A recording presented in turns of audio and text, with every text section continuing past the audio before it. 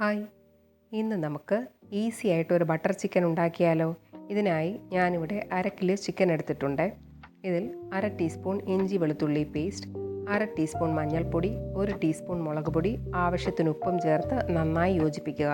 ഇത് അരമണിക്കൂർ വച്ച ശേഷം ചെറുതായി വറുത്തെടുക്കുക. അധികം മുരിച്ചെടുക്കണ്ട കേട്ടോ.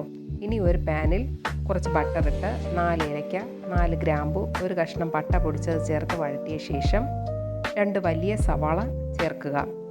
ഇതിൻ്റെ കൂടെ 5 അല്ലി വെളുത്തുള്ളിയും ഒരു ചെറിയ കഷ്ണം ഇഞ്ചി നീളത്തിൽ കട്ട് ചെയ്തതും ചേർത്ത് വഴറ്റുക. 1 ടീസ്പൂൺ കാഷ്യൂനട്ടും ചേർക്കുക.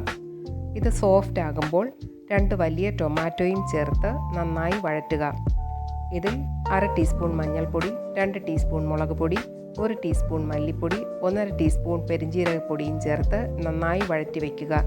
ഈ കൂട്ട് നന്നായി തണുക്കുമ്പോൾ മിക്സിയിൽ നല്ല പേസ്റ്റ് പോലെ അരച്ചെടുക്കുക. ഇനി ഒരു പാനിൽ കുറച്ച് ബട്ടർ ഇട്ട് 2 ഗ്രാമ്പൂ, 2 ഏലക്കയും ചേർത്ത് അരച്ച് വച്ചിരിക്കുന്ന മസാലയും ചേർത്ത് വഴറ്റി ആവശ്യത്തിന് വെള്ളവും ചേർത്ത് തിളയ്ക്കുമ്പോൾ ചിക്കൻ കഷ്ണങ്ങൾ ഇടുക. ഈ കൂട്ട് നന്നായി തിളച്ച് വരുമ്പോൾ കസൂരി മേത്തിയും ചേർത്ത് നന്നായി തിളയ്ക്കുമ്പോൾ വാങ്ങി വയ്ക്കാവുന്നതാണ്. ഞാനിവിടെ കുറച്ച് മല്ലിയില കൂടെ ചേർക്കുന്നുണ്ട്. നിങ്ങൾക്കിഷ്ടമുണ്ടെങ്കിൽ ചേർക്കാവുന്നതാണ്. സ്വാദിഷ്ടമായ ബട്ടർ ചിക്കൻ തയ്യാറായി. എല്ലാവരും ഉണ്ടാക്കി നോക്കണേ. ഇഷ്ടമായാൽ ലൈക്കും ഷെയറും കമൻറ്റും സബ്സ്ക്രൈബും ചെയ്യണേ. Thanks for watching.